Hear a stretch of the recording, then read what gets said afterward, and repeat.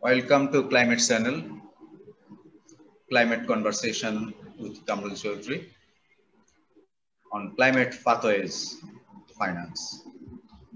You all know that United Nations Framework Convention in its latest report just yesterday flagged that the nationally determined contributions aggregate is far off than the Paris Agreement targets. So how best we can reach net zero? How to cut back our emissions is a huge challenge. And on that pathways, if we want to reach, then we need to ramp up support, especially climate finance. So how to unlock climate finance is a great challenge. And this challenge we have to face, especially in the run-up to COP26 in Glasgow, hopefully come November. So before that, how best we can mobilize more than $100 billion per annum for Green Climate Fund and other international treaties to address climate change, especially in the developing countries, particularly the most vulnerable countries in different continents. So with this word, I would like to invite Zaheer Fakir from South Africa, who has been a lead climate negotiator of G77 and China on finance. We have him with us. Then we have Scott Willis from Canada, who was in the delegation of Canada for a couple of years since 2001. Then he left that negotiation table and joined CTCN as an advisor for a couple of years. Now he is advising United Nations different bodies on climate change. We have also Bangladesh Environment and Climate Change Permanent Secretary Ziaul Hasan, NDC. He is also with us. And we have also Slaney, who was in Canadian delegation and also in Copenhagen, very active with the host country delegation. And then she moved on to other areas, especially development support, development cooperation area. And we are also expecting one or two more panelists. But without much ado, I would now request Zaheer Fakir to initiate the discussion as the opening batsman in the negotiation. He has always been trying to flag the issues up front. So Zaheer Fakir. Thank you very much, Mr. Chowdhury, and thank you very much for choosing me to be the opening batsman. It is a rather daunting task, but I will try and do my best. As you know, Bangladesh and South Africa are good adversaries when it comes to cricket. So, but at this time, I think we're batting for the same team. So with that, I think it is good to start a discussion to contextualize what is the state of climate finance that we currently experiencing, and this is currently post Paris. If you look at some of the reports that have come out, and particularly I'll relate to Africa. One of the reports stated that in terms of African countries, for them to meet the commitments that they've put in the existing NDCs, and we're not talking of the new revised NDCs, they would need an equivalent of over 3 trillion by 2030 just to implement the climate action in the NDCs. But what is critical to understand is, where are we at in terms of the climate finance? And particularly, I'm relating it to the climate finance that relates to the work around the convention and some of the public sources like the MDBs, etc. So if we take the first major fund that we have, the Green Climate Fund, we've seen it achieve its first replenishment. And its first replenishment resulted in something like 9.8 billion. But if you compare that to the initial resource mobilization in 2015, the initial resource mobilization generated a pledging of over 10.3 billion. You look at the Global Environment Facility, another operating entity of the financial mechanism of the convention. We've seen a steady decline in its climate allocations, with the last replenishment having 36% less in terms of climate financing there. The Adaptation Fund, another fund emanating out of the Kyoto Protocol since 2001, since then has generated something in the range of $1 billion. But what is important to note there is that the mechanism that was designed to capitalize the Adaptation Fund, the market mechanism, only generated 200 million of that 1 billion. The remaining amount came from donations. In terms of the MDB spend, since 2011, MDBs have spent something in the range of 298 billion. And when we look at the 100 billion target that we have, the 100 billion by 2020, the latest OECD report pegs it at the amount of financing that has been provided was 64 billion and mobilized 14 billion. So again, off the target of the 100 billion.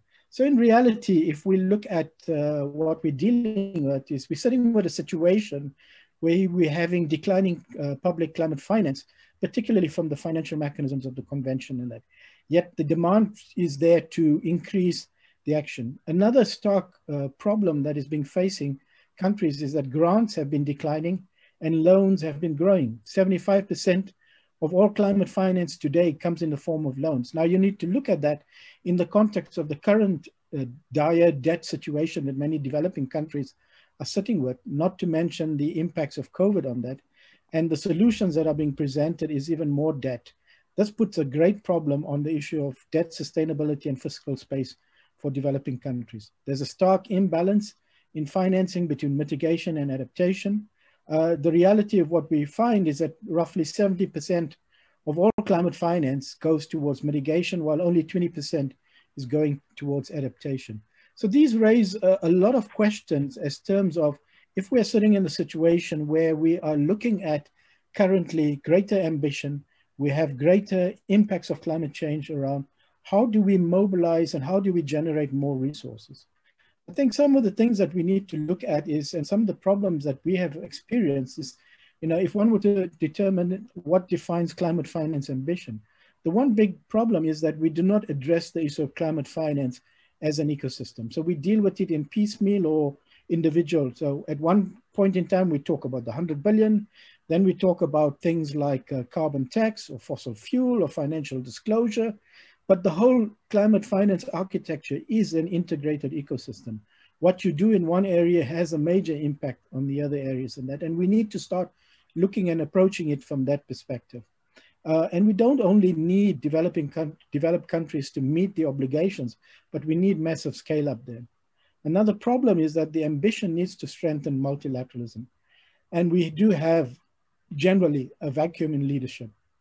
And leadership, real leadership, involves accepting the historical responsibility and the political will to address it, but not just merely shifting burdens. We often find that declining finance and that the solutions are go and leverage the private sector or find other sources. We need to be dealing with the situation of meeting the obligations and then looking also at how does that contribute to mobilizing other financing in that. Some of the other issues is the development space. For many developing countries, you need to have a development space to transition. That is, for a country like South Africa, that's 70% of our energy is in coal. We need a development space to transition out of coal into renewables and that. Unfortunately, this development space is not being acknowledged, nor respected or supported. And this is something that we would also need to look at. We must also ensure that access to finance and the instruments that we offer through the mechanisms are appropriate. We're finding in the GCF and the others, there's this big push to want to do more loans, want to do more equity, want to do more instruments such as guarantees, etc., which is fine. but are they appropriate? That is the question. Are they appropriate for a country like Bangladesh or in Nepal or for Lesotho? And also we need to make sure that the needs of developing countries are taken into consideration, and support is for all developing countries. We need to look at the way in which we are providing financing. Greater debt is not really the solution to the situation. Issues of leveraging the private sector, etc., are all important issues. But the issue, if you don't have the kind of public finance that you do have in the beginning, you don't have the financing, the GCFs or the others that are buying down the risk or taking the higher risks, and that it is rather difficult attracting the kind of private sector financing. I think I'll stop there for an opening innings, Mr. Chowdhury. Okay, sir. Thank you, Zaheer, for setting the tone. You flagged a couple of issues, and we will come back to you again. And I would now like to ask Scott Willis to move forward, how to unpack climate finance in this, say, build up or race to zero emission. And climate finance is a huge issue. How to not only mobilize public finance, but also mobilization of private finance is an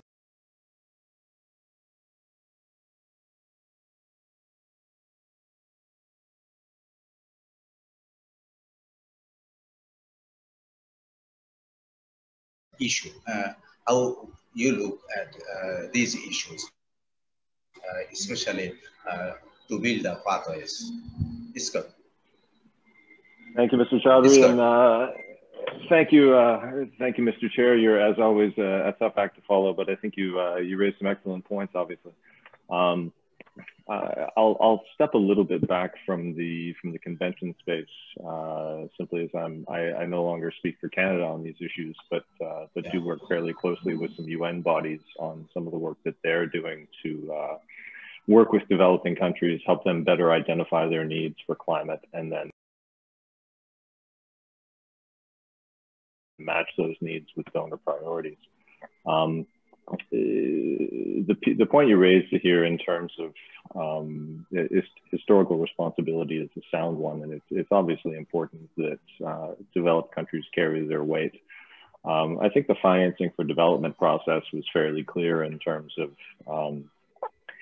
recognizing that if we were going to have an opportunity to fully implement Agenda 2030 and the Paris Agreement, that we were looking at between 60 and 70% of financing that needed to be leveraged from the private sector.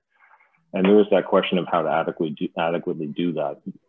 And there is necessarily going to be a balance between grants and loans. And I think what the Commission is doing with the NDICI and its latest sort of 7-year plan for how to prioritize sustainable investments, building on the back of all the money that needs to be invested, particularly in the developing world and in emerging economies to adequately recover from COVID. Starting with a focus on job creation and support for innovation and entrepreneurship. There are a lot of things that can be teased out here. I think that some of the work that the Commission's been doing in terms of the TCFD and the taxonomy to identify and classify what green investments actually look like will provide some much needed guidance to not just public investment, but private investment as well. One of the challenges we've long had, and some of the work that organizations like PFAN, the Private Finance Advisory Network, are doing in terms of educating entrepreneurs on the kinds of things that investors are looking for.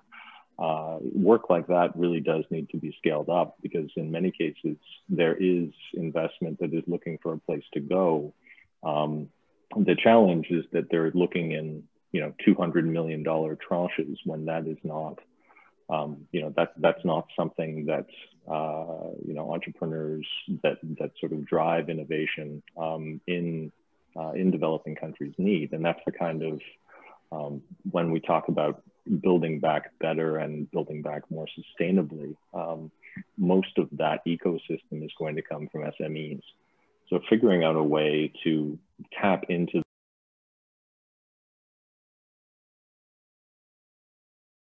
those resources and give them the kinds of finance on the term, on the scale that they can use, on terms that are favorable, but really sort of at a scale that they can make use of is really, really important. Here you also mentioned the adaptation question. I think about these things. I think about them in terms of value chains, and this is something that, again, I've stepped away from the negotiations process. I was one of the issues that I negotiated 15 years ago for the Canadian government was the question of what do we do with bunker fuel.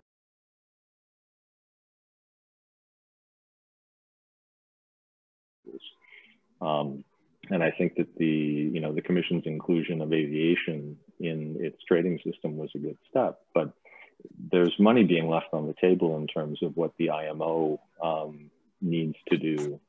It would be fairly straightforward to, on a cost of goods sold basis, you could mobilize, we could mobilize $20 billion a year for adaptation with, $1 or $2 in 1,000 levy that speaks to, in terms of sort of pragmatic solutions.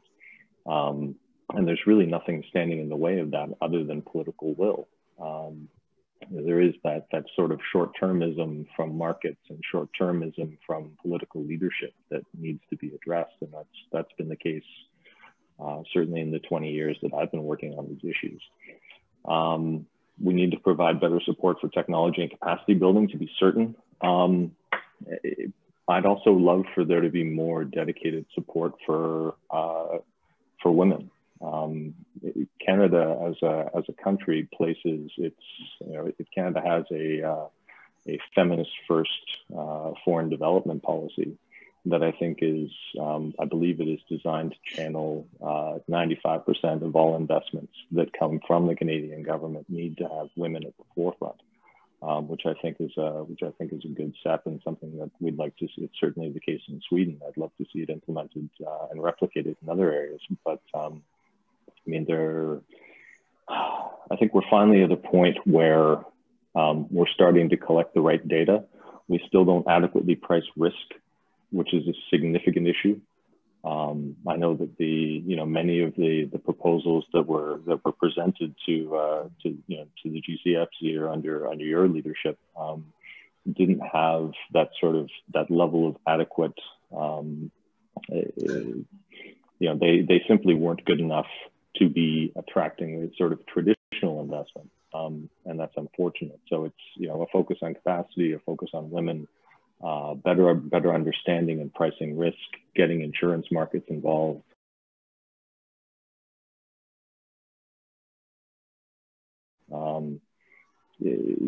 There are many opportunities here. It's a matter of how do we move on all of them at once. So I'll leave it there, but look forward to the discussion. Thanks very much.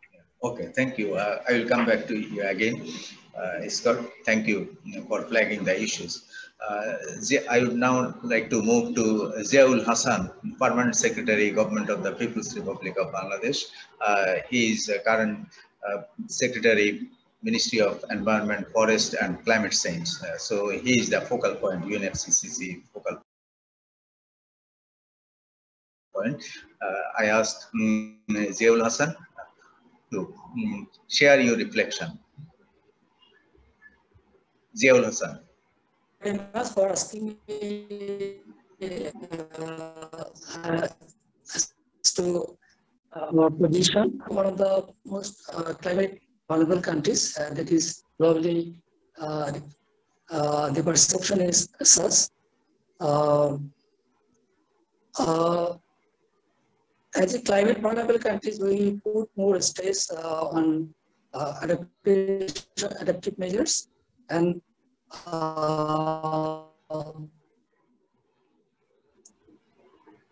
in the context of the our situation, our government is trying its best to adapt to the vulnerabilities we are facing. The devastation every year we face is go up to 0.5 to 1% of loss of lives. Government is trying to cover it up. We have formulated Bangladesh Climate Change Studies in Action Plan, and from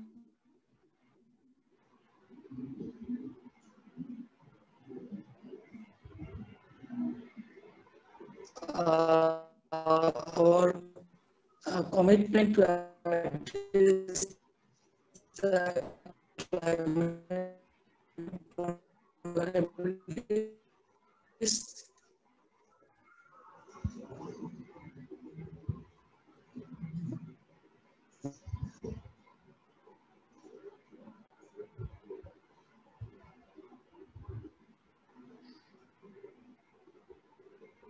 being allocated a budget for implementing climate-related activities from our annual development plan, and taking into account the fund spent from Climate Change Trust Fund and the fund spent from annual development program, the amount is on an average 2 billion yearly.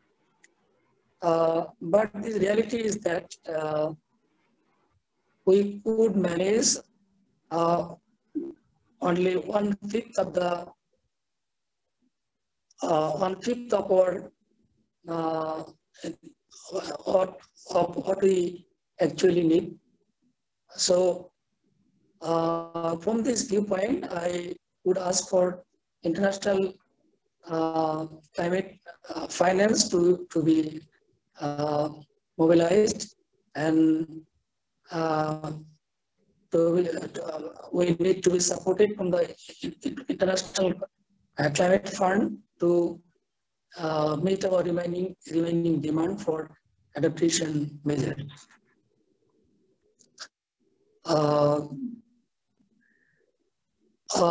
We believe that the development nations would comply their commitment given in NATO Protocol, also in Paris Agreement.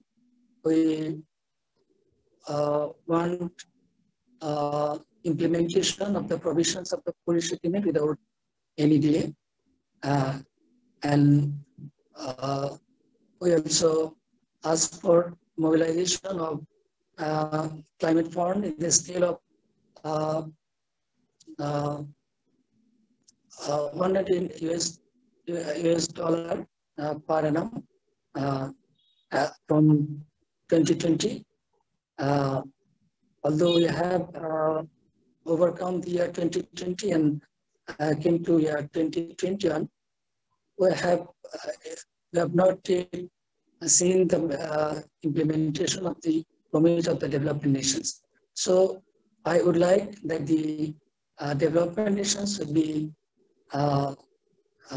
committed, would be sincere to implement that, please.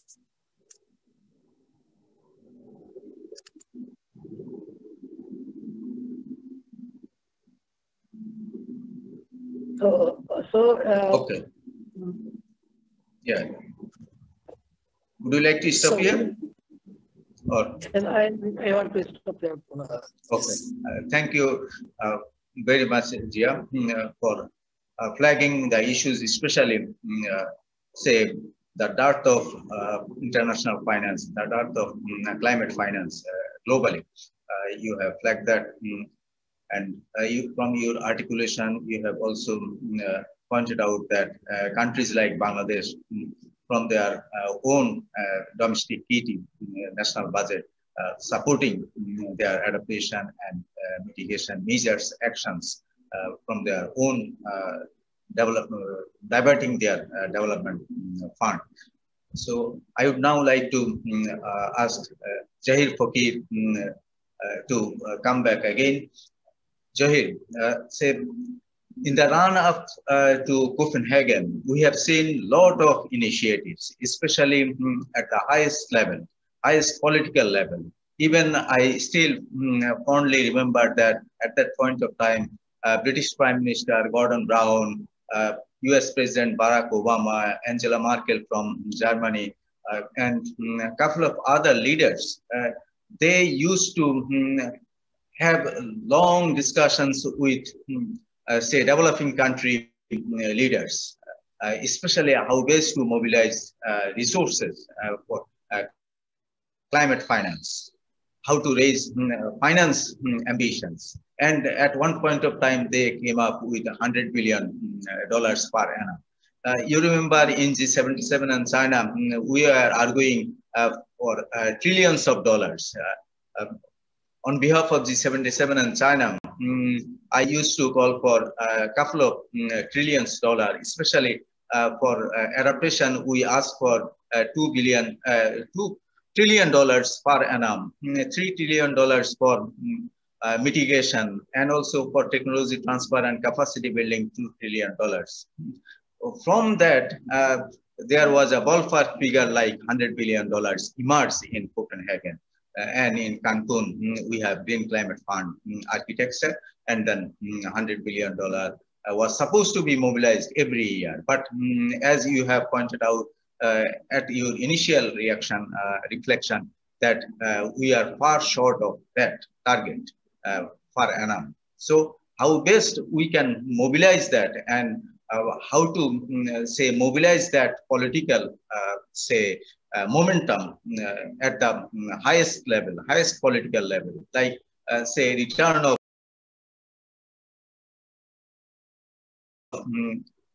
Joe Biden, US President, to Paris Agreement give a boost in that momentum. But would that be translated into climate finance? Would that mean that United States will come back with a huge ramp up of climate finance, along with their raising ambition, climate ambition? Zaheer. You're now using spin bowling against me. Asking some difficult questions. I mean, on the question of the US, I mean, the US is a sovereign country, so I cannot speak on whether the US will scale up their climate finance or not. All I can base on is where we currently are with the US. And you would know, for those that engage with the Global Environment Facility, the US has still got arrears stemming from the GEF 2 replenishment or the GEF 1 replenishment. I think it's in the range of 114 million. You know, they have arrears in the GCF of 2 billion. They haven't pledged in the last GCF replenishment. But you must understand, in the US, what they would tell you is that the pledge, anybody can pledge anything, but what you would get in terms of finance is what the Congress appropriates on an annual basis. So I often tell my colleagues we shouldn't really pay too much attention to all these big pledges, and that rather focus on what you have. The bird in the hand is worth more than two in the bush. The big challenge we're finding is that, you know, even in the mobilization target that they've set of the 100 billion, the reality is that what has only been mobilized, if you read the OECD report correctly, is 14.6 billion. What they've added is the amount of financing that has been provided. So financing that has been provided as part of capitalization of the MDBs, etc. And therefore, the OECD report, when they talk of the figure, they would say that we have provided and mobilized 78 billion. But the question is, how do you get to that point of mobilization? And this is where the GCFs and the GEFs and all these others had to play a critical role. Because those are the kind of funds that create the so-called enabling environments that people talk about. They create the enabling environments in the form of either taking on a first loss, and by taking on the first loss gives the private sector the comfort that if they invest in that, there's a lesser of a risk for them in case the project doesn't. or they are the ones providing financing for innovative projects that have no evidence of it happening before. So something that is completely new, and that to do those kind of investments so that building that evidence that it is workable can scale up the private finance that we are looking. That is not happening, and that is not happening at that level.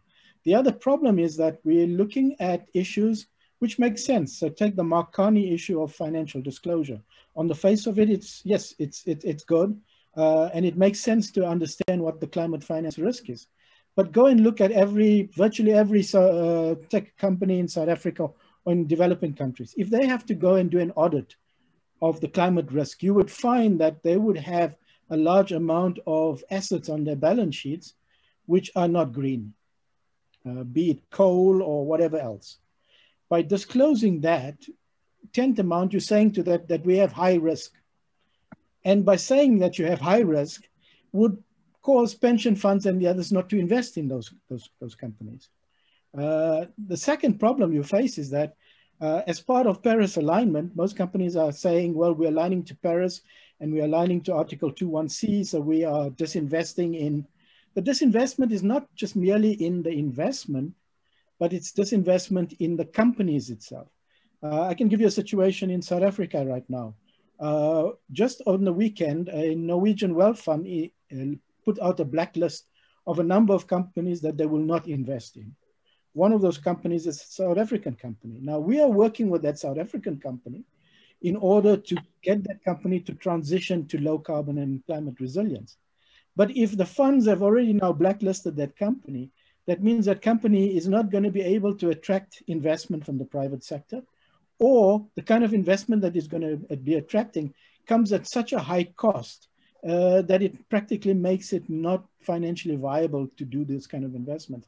And I think that is lacking. There's a lot of talk about leveraging the private sector, etc., which are all academic issues. But in practical case, many of the projects coming out of, let's say, LDCs and SUDs, most of those projects are of such a scale that they may not necessarily be projects that would provide the kind of returns that many of the investors are looking at.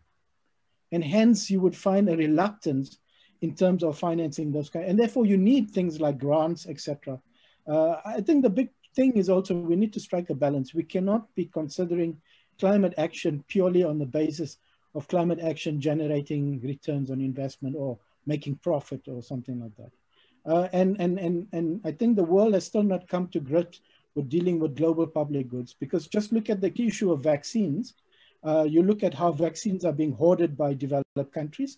At the same time, those developed countries are preventing developing countries from accessing or getting waivers, license waivers, to actually produce those vaccines domestically in the WTO. So I think we need to take the issue beyond just a academic and rhetorical, and really deal with it from the real world situation that many of them facing. Thank you, Mr. Chowdhury. Thank you. Thank you, Zaheer. Scott Willis. Scott Willis. Now you heard Zaheer, though I put him in, but he very smartly tried to share his reflection quite freely and frankly. So how best we can have a financial architecture, global financial architecture, say Green Climate Fund, Adaptation Fund, LDC Fund, and ZEP. These are the, historically speaking, are institutions, financial mechanisms of the convention to mobilize resources, especially for addressing climate action in developing countries. But we have seen 30 years, last 30 years, very, say, little trickle down. So how to have a full shower, not trickle down like we have seen in the last 30 years or so, from Marrakesh Accord, LDC fund, ZAP replenishment, or say GCF replenishment.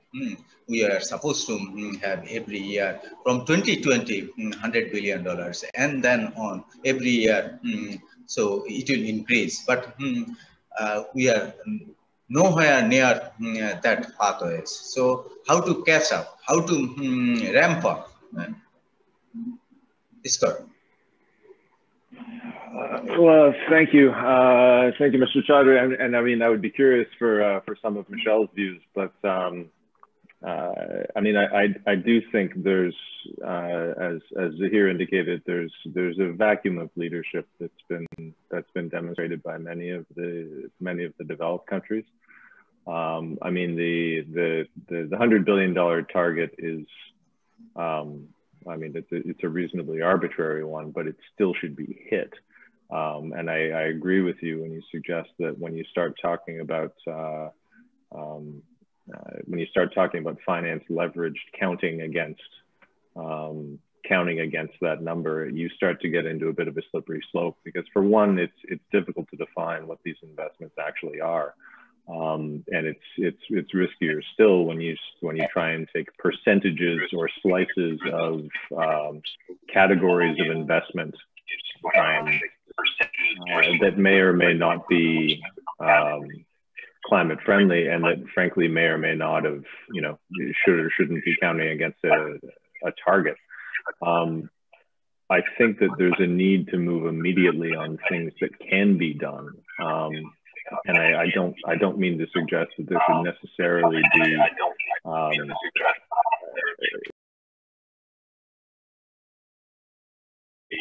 two tiers, because that's not how markets work.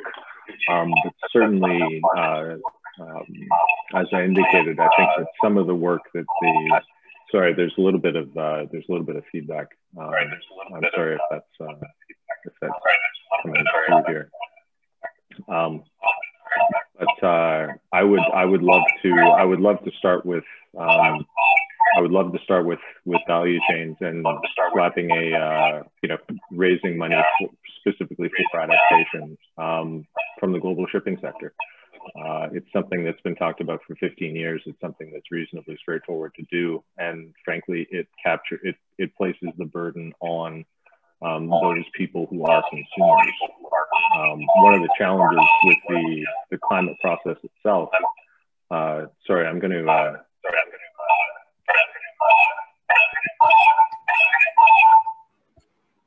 Okay. I don't know if the feedback's on my side. I apologize. Yeah. But no, I think there are some fairly easy steps in terms of, Zaheer is quite right that the GCF is the first money in and taking the risk, particularly on adaptation investments. But certainly, I think for the sake of the process, if we're going to get anywhere, there needs to be more leadership from Annex 1. So you can start there, but I do think there are opportunities in the value chain and working with insurance companies to more properly price investment. Sorry, I'll leave it there. Okay. Ziaul Hasan, are you with us? Ziaul Hasan. Yeah. Can you hear me? Yeah, I hear you. Oh, Basically, would like to, yeah, Ziaul Hasan. Okay, please go on. Now you can share. Yeah, now you can share your reflection for second time.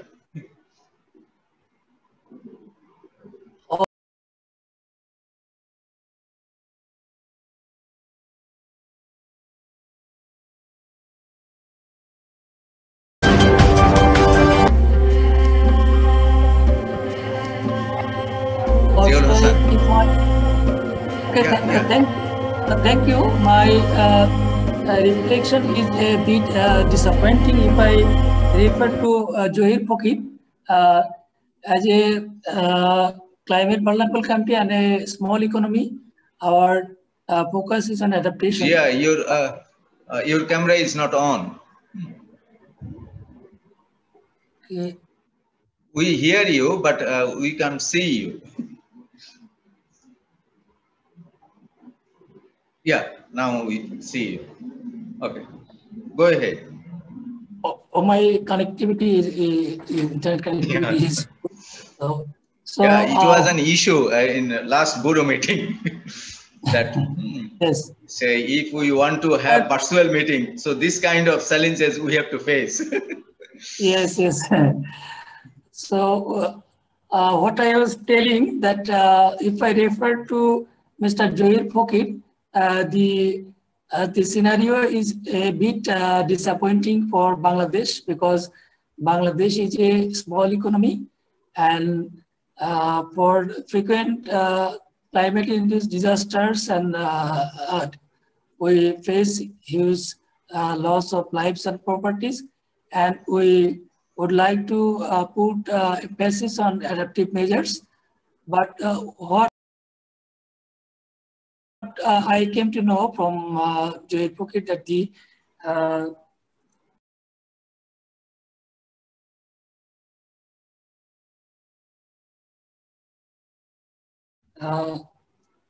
there is an imbalance between the climate funds. As it was supposed that the ratio of funding in both in the adaptation and the mitigation sector should be in the proportion of 50 to 50. But the prevailing situation is that we are getting only 20% of the climate fund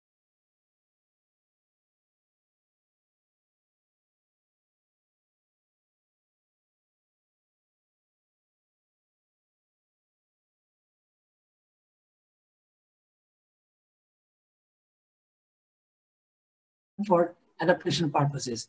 So it is detrimental for maintaining our adaptive measure, and that I told before that we are now only capable to meet 1/5 of our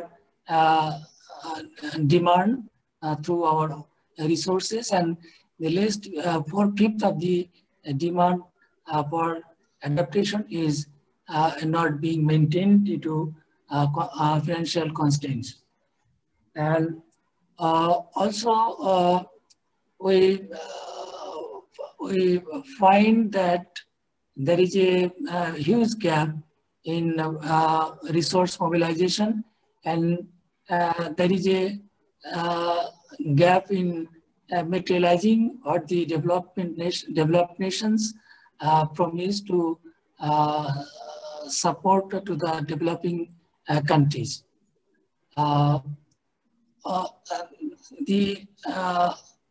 The devastation what we suffer from climate change induced vulnerabilities is in our coastal region, in the sector of water resources, agriculture, fisheries, and our biodiversity, and also our health and livelihood.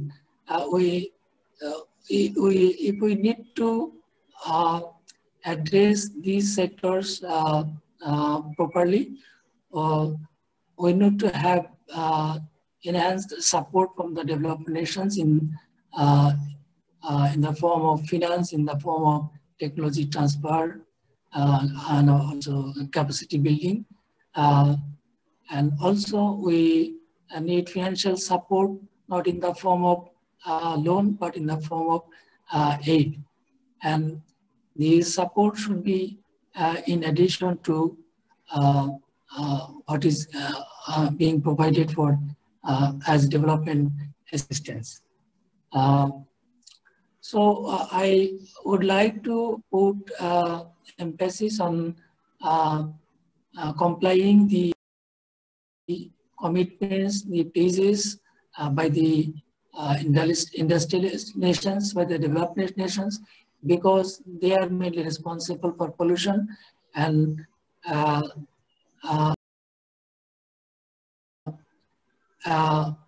Bangladesh is only responsible for 0.35%, less than 0.35% emission in a global scale.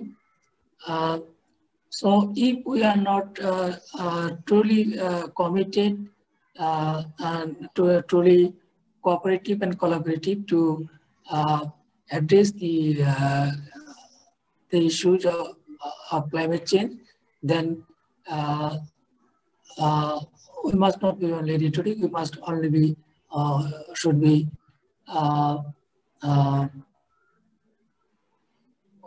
be committed in complying our promises. Bangladesh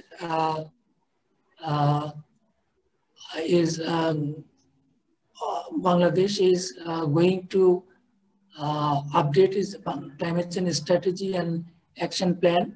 Bangladesh is in the process of updating NDC. We have already submitted our interim enhanced NDC in December 2022.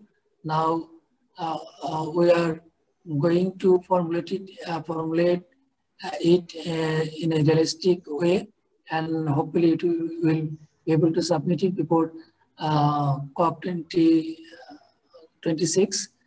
And we also in the process to formulate our NAP, National Adaptation Plan, and for materializing all these activities, for materializing our higher ambition as a developing country, Bangladesh needs enhanced support from developed countries.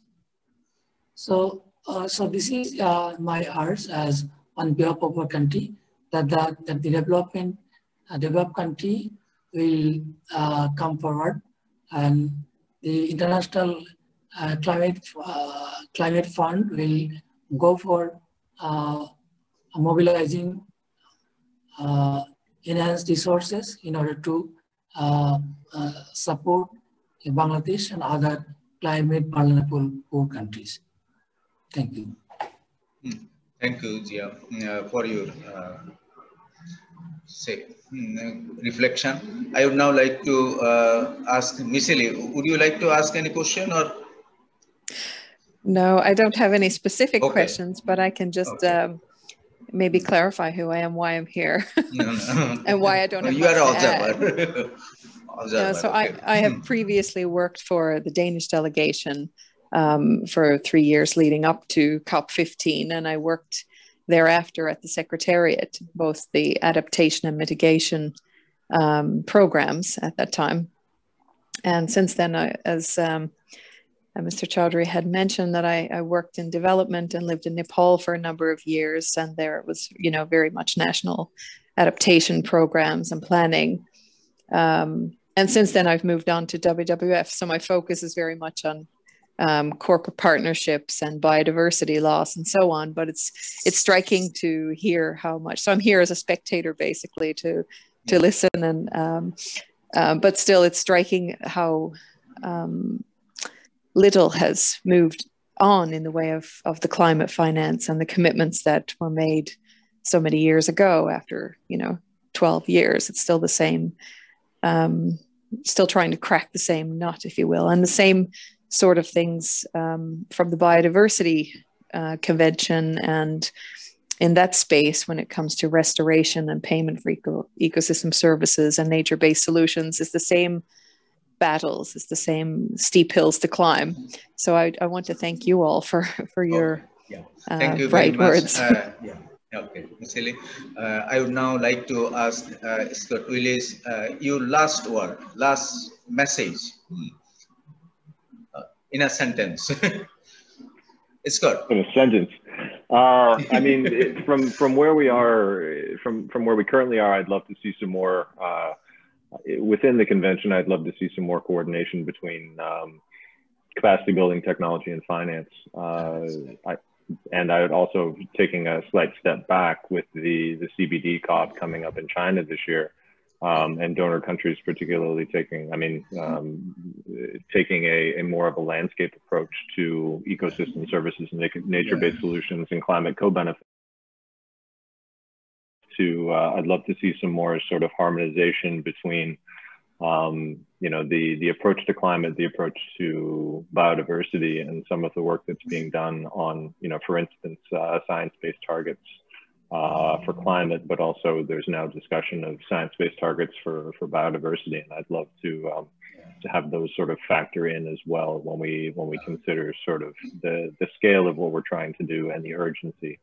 It really is a question of urgency, as far as I'm concerned. There's a question of responsibility and pledges, and those need to be honored in order for there to be any sort of integrity to the process.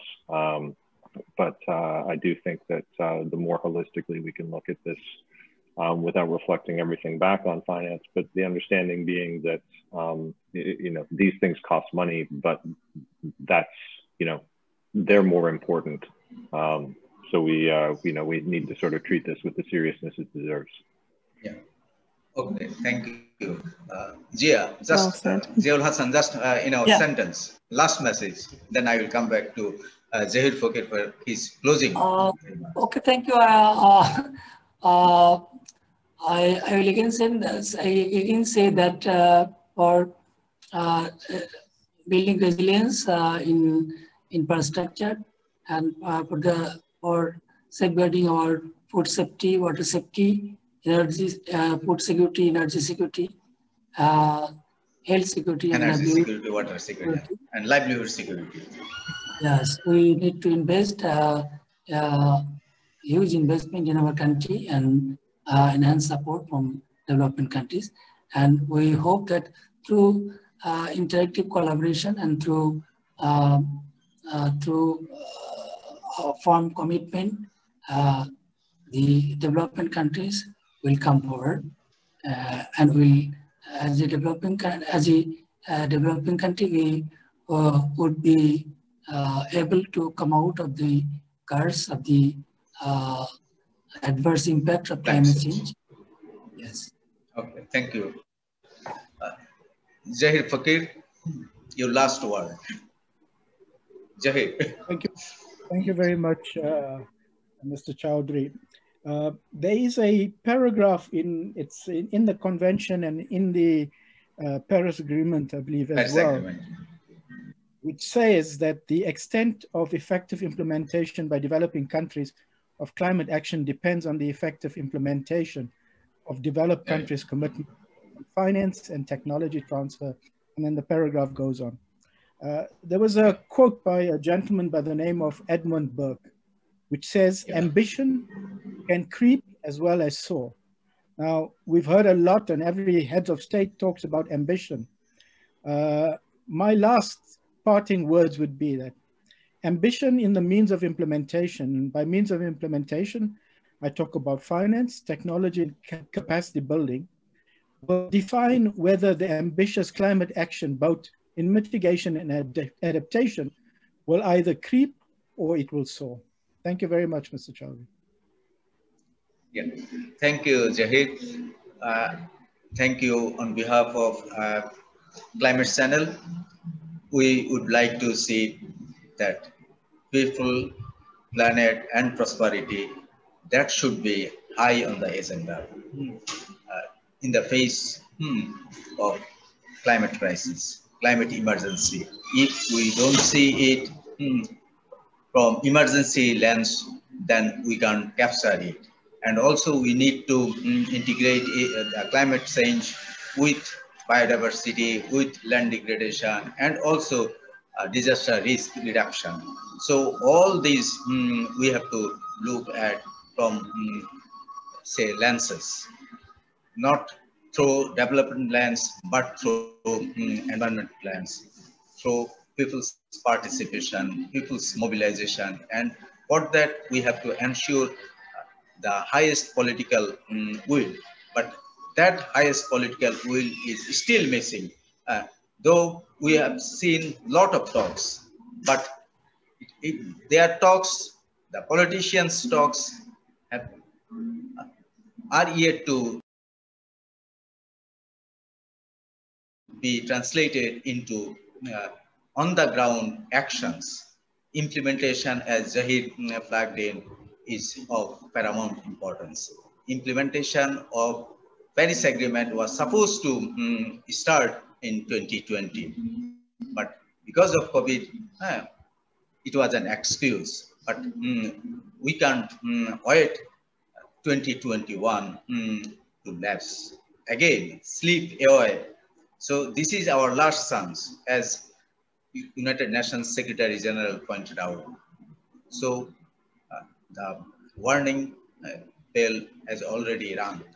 We have to act now, and this is our last chance. So in the run-up to Glasgow COP26, we must mobilize finance, adequate finance, new and additional finance, predictable finance, as we have been arguing in Climate Change Convention negotiation for years after years, decades after decades. So with that hope that there will be a rainbow of climate finance, a rainbow of climate ambitions, adaptation ambitions. We have to mobilize not only finance, but also technology should be transferred, capacity should be built, and we have to stop climate catastrophes. Thank you, all the panelists, for your reflections. Thank you very much to join climate conversation at Climate Channel. Thank you very much.